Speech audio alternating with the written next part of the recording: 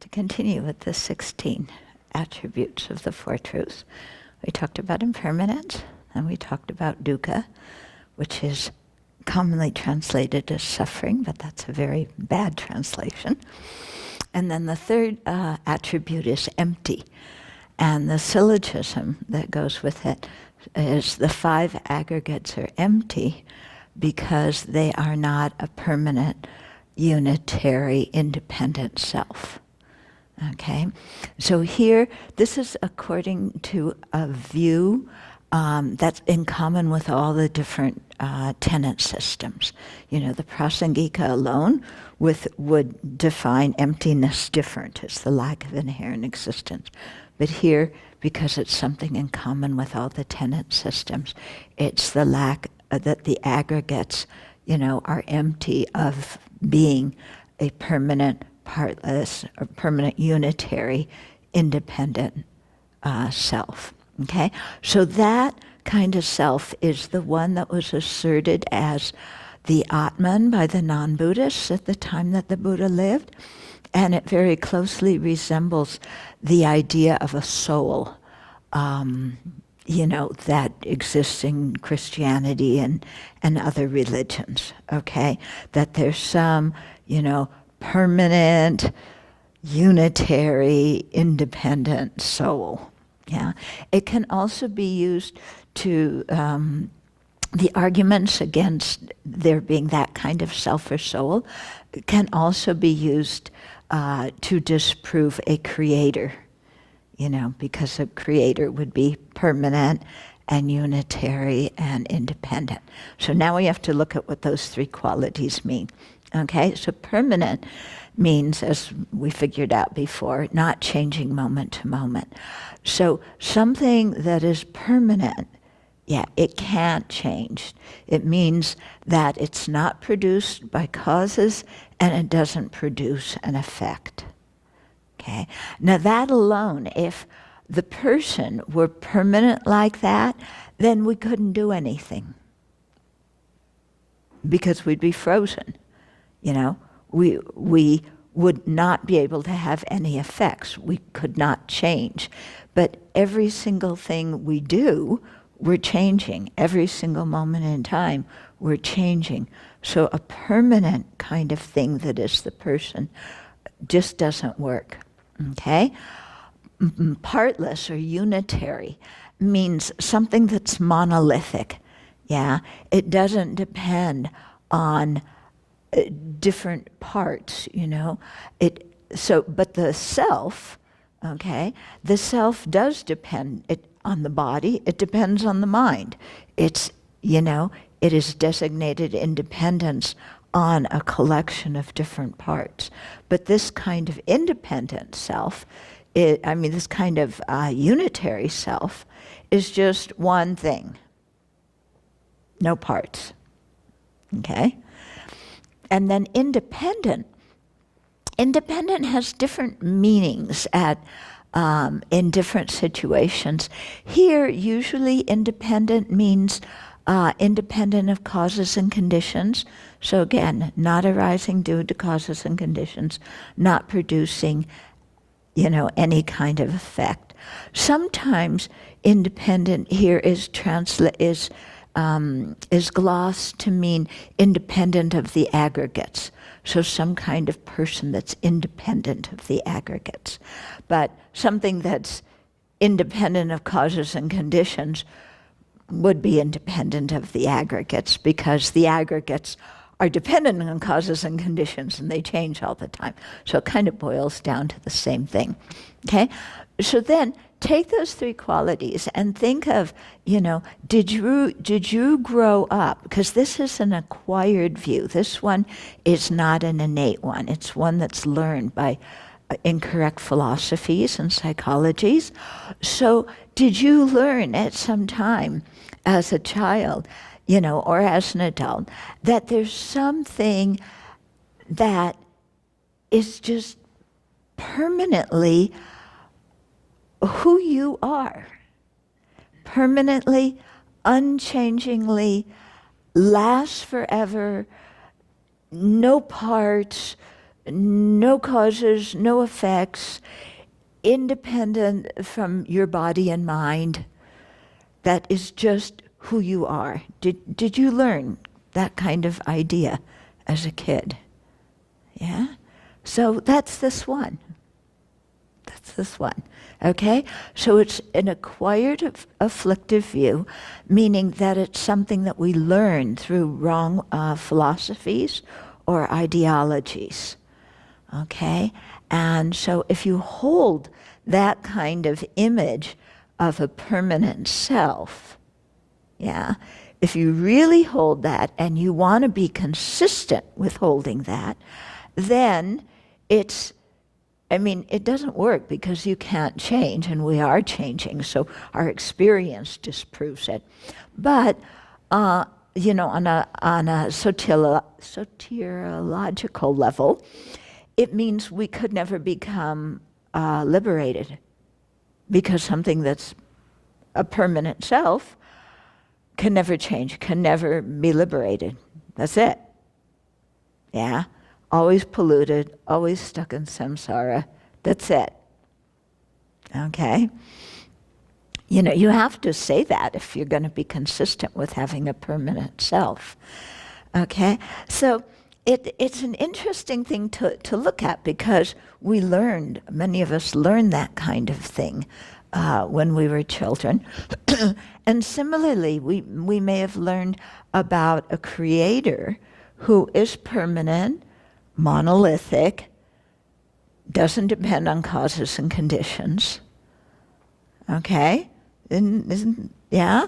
So, this creator, nothing caused the creator always was. Right? Creator always will be, does not change. If a creator cannot change and is permanent, then that creator cannot produce anything, because as soon as production is asserted, there's change. Every time you make something, something has to change from what it was to what it will be. Okay?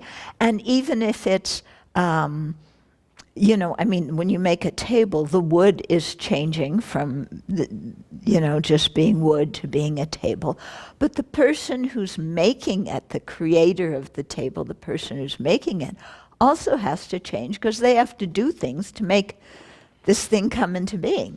So in the same way, a permanent creator would have to change in order to create the world, the sentient beings, the environment. Something that is permanent, something that is independent of causes and conditions, cannot change, cannot produce. Okay? Similarly, something that's monolithic, yeah? Not dependent on a collection of parts. Just one monolithic, unchanging thing. What can that do? Nothing. Nothing, yeah. Okay. So you really have to use, reasoning to check out some of the views that we grew up with. And many people find that they practice the Dharma for a while, and they really appreciate Dharma philosophy and emptiness like this. But then something happens, and, they want to pray to God. Yeah? Something happened. And so, not instinctually, because it's not innate, but, just because you learned it when you were a kid. Oh, I want to pray to God. But what's your idea of God? Is it permanent, monolithic, independent? If so, such a being cannot do anything. Yeah? And praying is useless. Yeah? If such a being can do something, then it can't be permanent. It can't be independent of causes and conditions. Yeah. It's got to have parts. So, we really have to think about this and cut through sometimes we have this old kind of baggage from pre-Buddhist days hanging around in our mind. And so, excuse me, we really have to use this kind of reasoning to think about it, you know? Similarly, for people who say, well, there was one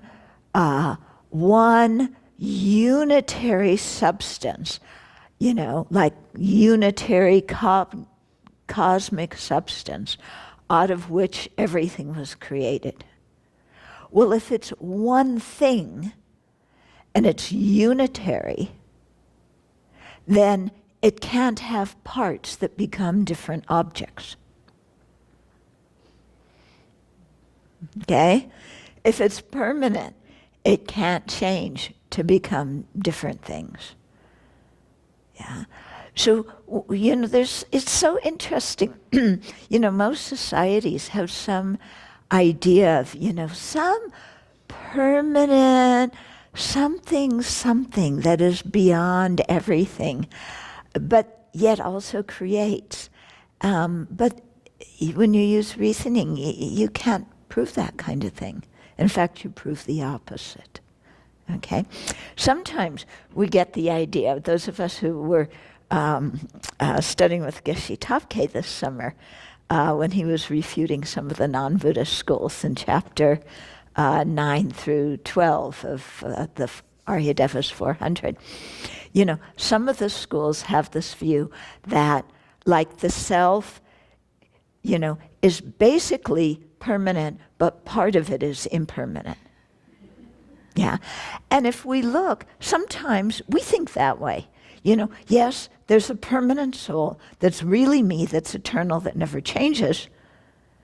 But there's also a conventional me that changes, that gets reborn, that, you know, changes bodies, changes mental aggregates, that changes over time. But then there's also a me that doesn't change.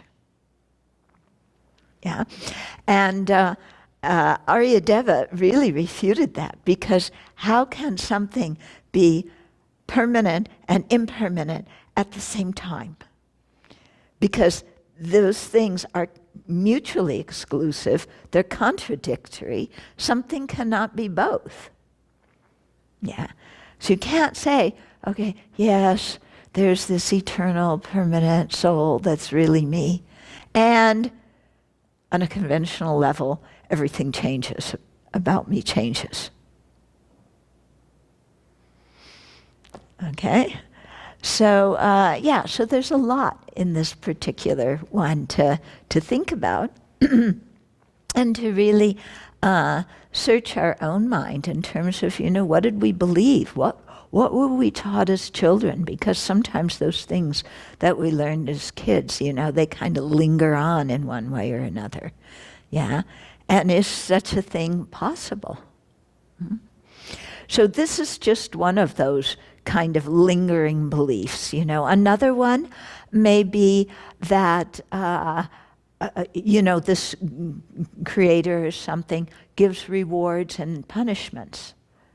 And then you conflate that with the Buddhist idea of karma, which is completely different. Because karma doesn't depend on a creator, you know. We are the creator. We create our own actions, okay? And we experience the results of our actions, but there's no external being who gives rewards and gives punishments. Yeah. If there were, then, you know, there could be a rebellion in there, you know? Especially if that being is supposed to be compassionate. Okay? So, you know, just look at the things that you learned early on and what you still need to work on and really let go of. One of the strongest ones that I've had to let go of is coming from my faith, is that I'm inherently flawed. That I'm inherently, there's some sort of original flawed sin that is totally irreparable, and you're screwed. You know? Yeah, that's another one of them.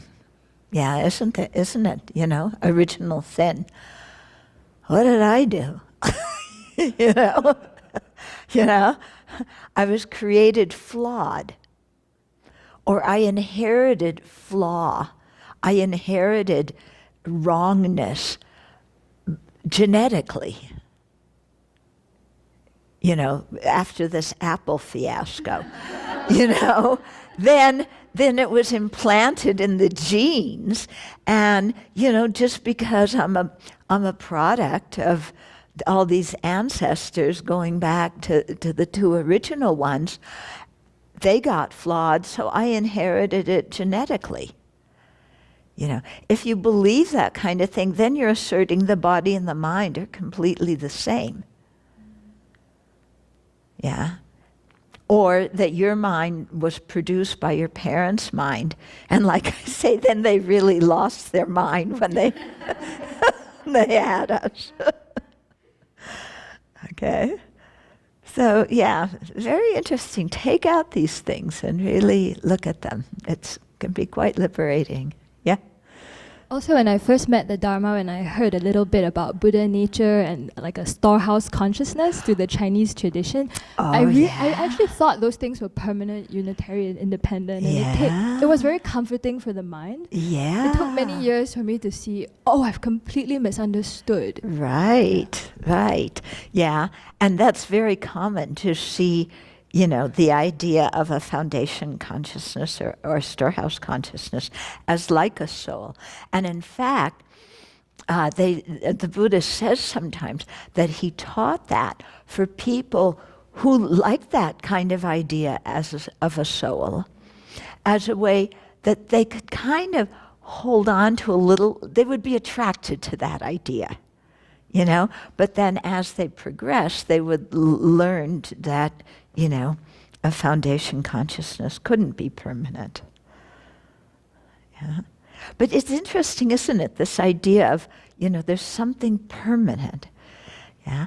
In Buddhism, what is permanent? Emptiness, nirvana. You know, those are the ultimates that are permanent, that will never let us down. But things that are conditioned, especially by afflictions and karma, cannot be trusted. During this retreat, I had one of those experiences where I found myself talking to God, and Where you found myself talking to God. Yeah. And I never fully believed, but I guess I never fully disbelieved, like deep down. Intellectually, I was like, this is not true.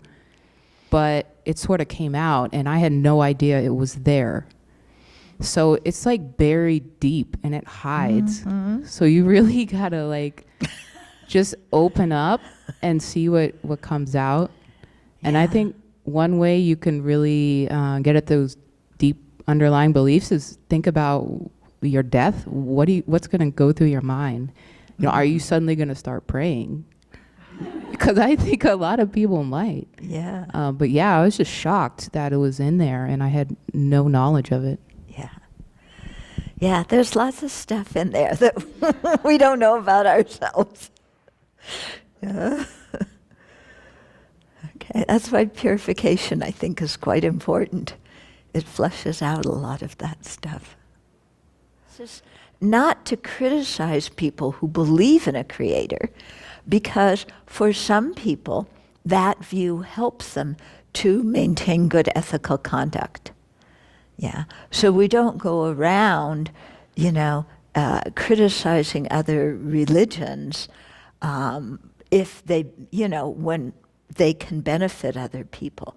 Yeah. When it comes to debating philosophy, yes, we can debate philosophy and criticize and point out inconsistencies and everything. But that is very different than criticizing a religion or telling people who have a certain faith, who benefit from that faith, you know, telling them that that's just craziness. Okay? So when people are, you know, having some doubts, then they're really open. We can talk to them and bring in new ideas. Has anybody been able to determine why Buddhism emerged when it did. As far as its the point at 2,600 years ago, Yeah. its relevance to emergence of other religious schools of thought. Well, And then- the people there had the karma Mhm. to receive the teachings. So, as we were talking last night, when people have karma to be benefited and that karma can ripen, then the Buddhas automatically manifest and give the teachings or do whatever they can to benefit. I guess something I struggle with is so much of the content that we read talks about beginningless. Mm-hmm. So why did it happen then if it was beginningless? I mean, Yeah. I don't know. Why wouldn't it happen then? Okay. Yeah. Okay. Why would it happen then? Because the causes and conditions were coming together for it to happen. Yeah, you don't need some type of external creator who all of a sudden decides, oh, now we're going to teach this and that. It's sentient beings have that karma that's ripening, and then the Buddhas, because of their great compassion, just automatically respond. And so the Dharma, was also taught before in other universes, other world systems. This isn't the first world system where the Dharma has existed. There's been previous wheel-turning Buddhas in previous universes, infinitely.